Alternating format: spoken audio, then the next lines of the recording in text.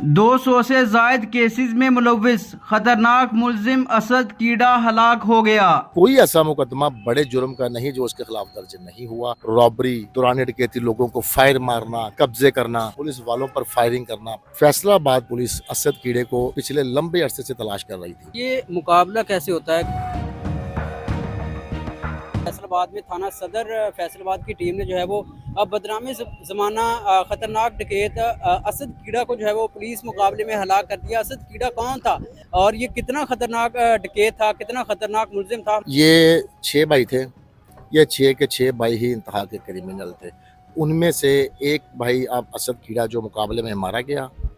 3 भाई अब तक इसके मुख्तलिफ मुकदमात में जेल में बंद हैं। एक इनका भाई था, उसने 2003 में उस वक़्त SHO रेल बाज़ार था गुलाम मोहम्मद, उसको बाकायदा मुकाबले में शहीद किया था। उम्र कैद काट के वापस आकर दोबारा से उसने सबक नहीं सीखा। 25 साल बाद आकर उसने को तौबा तायब नहीं हुआ, फिर क्रिमिनल एक्टिविटी में मुलव्वस हुआ। तहसीन, ज़ुबैर, असद, मोहसन, ये 6 भाई हैं। असद कीड़े पे जो फैसलाबाद डिस्ट्रिक्ट में मुकदमात हैं वो 207 या 8 हैं। ये सिर्फ मैं आपको वो मुकदमात बता रहा हूँ जो सिर्फ फैसलाबाद में है, फैसलाबाद रीजन में और पंजाब के मुख्तलिफ इलाकों में। और कोई ऐसा मुकदमा बड़े जुर्म का नहीं जो उसके खिलाफ दर्ज नहीं हुआ। रॉबरी, डकैती, दौरान डकैती, लोगों को फायर मारना, कब्जे करना, झगड़ों में लोगों को फायर मारना, इवन पुलिस वालों पर फायरिंग करना, पुलिस मुकाबले करना, ये इस तरह के 207 मुकदमा उसमें फैसलाबाद में थे असद कीड़े पे। फैसलाबाद पुलिस असद कीड़े को अब पिछले लंबे अरसे से तलाश कर रही थी। रॉबरीज भी कर रहा था। अच्छा, मैं आपको ये बता दूं, 207 मुकदमात वो हैं जिनमें ये पकड़ा गया था। अब जब कितने माह से वो नहीं पकड़ा गया था, जो उस दौरान जराइम किए वो अलग से हैं। उनके अभी मुकदमात सामने आने थे, उसकी तफ्तीश होनी थी, लेकिन वो पुलिस के साथ क्रॉस फायरिंग के अंदर मारा गया और कई बार पकड़ा गया। इस पूरी फैमिली गैंगस्टर होने की वजह से, गंदी होने की वजह से इनको डरता कोई ज़्यादा पुलिस वाला फौरी इसको चालान ही करके जेल भिजवाते थे। SHO थाना सदर आबद जट, आपको पता है फैसलाबाद में बड़ा नाम है। बड़े बड़े क्रिमिनल उनके साथ मुकाबलों में मारे गए हैं। जो क्रिमिनल जिसको कोई नहीं पकड़ता, उनका चैलेंज होता है कि आप मुझे बताएं, मैं उसको पकड़ूंगा। पकड़ा गया तो पकड़ा गया, अगर मुकाबला करेगा तो फिर वो मारा भी जाएगा। इसी तरह ये असद का हुआ।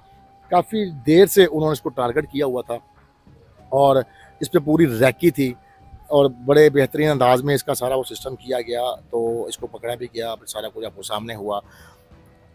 असद कीड़ा, उसका जो भाई है, जो आपको बताया कि रिटे करता है, उसने अभी भी पुलिस को ये चैलेंज किया है कि मैं आप बदला लूँगा, मैं छोड़ूंगा नहीं, हम कानून का सहारा भी लेंगे, हम ये भी करेंगे, वो भी करेंगे। नाजायज़ रिट्स करके पुलिस को डिस्टर्ब करना, हाई कोर्ट तक पुलिस अफसरान को बुलाना, इस पूरी फैमिली का तुर्रा इम्तियाज़ रहा है। वो कोई वकील है या वैसे ही जो है वो वकला को हायर करके फिर इस तरह के सरगर्मियाँ करता है? नहीं, वो वकील नहीं है। उनके भाई जिस कदर क्रिमिनल हैं, थानों में आ जाके उनको खुद कानून की बड़ी समझ लग गई है। लेकिन अब सिचुएशन जो चल रही है पुलिस डिपार्टमेंट की पंजाब भर में, ख़ास तौर पे फैसलाबाद में, अब किसी को रिलीफ नहीं मिलने वाला। ये मुकाबला कैसे होता है? कहा जा रहा है कि वो पुलिस उसको जो है वो लेकर जा रही थी, फिर उसके साथियों ने पुलिस पार्टी पर फायरिंग की, जिसके नतीजे में जो है वो पुलिस ने तबादले में फायरिंग की और ये मामला पेश आया। इसके बारे में ज़रा बताइए। क्रिमिनल बंदा पैसे दे के मज़ीद क्रिमिनल भी हायर कर सकता है। अब आपको पता है कि जब पुलिस ने बंदा पकड़ लिया, पुलिस हो जाती है रिलैक्स। फिर 1-2 लोग गाड़ी में लेके उसको जा रहे होते हैं कि यार चलें इसकी रिकवरी करवाते हैं। उसका इन्होंने फ़ायदा उठाया। उस वक़्त SHO गश्त पे थे, एक और तफ्तीशी ऑफिसर जो उस केस को डील कर रहा था, इन्वेस्टिगेशन ऑफिसर, वो लेके जा रहा था। तो जैसे ही ये काम हुआ, SHO को इल्म हुआ। उन्होंने फिर, उनको आइडिया था, क्योंकि फैमिली को डील करती आ रही है पुलिस कई सालों से इन भाइयों को, कि ये किस तरह भागे होंगे, इनका क्या प्लान हो सकता है। वहाँ पे नाकाबंदी की गई, वहाँ पे आमना सामना हुआ, क्रॉस फायरिंग हुई, उसमें ये मारा गया। देखें, जो बंदे हमला करने आए थे उनको भी पता था कि हम पकड़ेंगे भी, हमारी भी मौत है, इसलिए वो तो स्ट्रेट फॉरवर्ड फायरिंग कर रहे थे। उनको ये नहीं था कि पुलिस को गोली लगती है या इस बंदे को गोली लगती है। तो उस फायरिंग के दौरान जो गोली लगी, फिर उनके अपने साथी को लगी, वो मारा भी गया। और आप यकीन करें, आप देखेंगे वारदातें तो पहले ही कम है ना, इस बंदे के मारे जाने से वारदातें और कम होंगी। और इसके जो 2 भाई रहते हैं, अगर वो इस हमले में मुलव्वस हुए, दैन वो भी पकड़े जाएंगे और आप फिर देखेंगे कि मज़ीद शहरियों को फ़ायदा हासिल होगा। थाना सदर फैसलाबाद की हदूद में पिछले दिनों जो है वो शाह गैंग भी था, एक ख़तरनाक फैसलाबाद का गैंग जिसको पुलिस मुकाबले में सीसीडी की टीम ने जो है वो हलाक किया। अब जो है वो असद कीड़ा भी इसी थाना सदर फैसलाबाद की हदूद के अंदर जो है वो उसके पुलिस मुकाबले में मारा गया। ये थाना सदर उसकी जो किस तरह का ख़तरनाक एरिया है कि वो इस तरह के जो है वो ख़तरनाक डकैत उस थाने के जो है वो एरिया में आ रहे हैं। ये उनके लिए बड़ा ही हार्ट फेवरेट इलाका है। थाने से एसएचओ को अपने जंग रोड पे अगर जाना पड़ता है अपने इलाके में, उसको 1.5 घंटे का लगता है।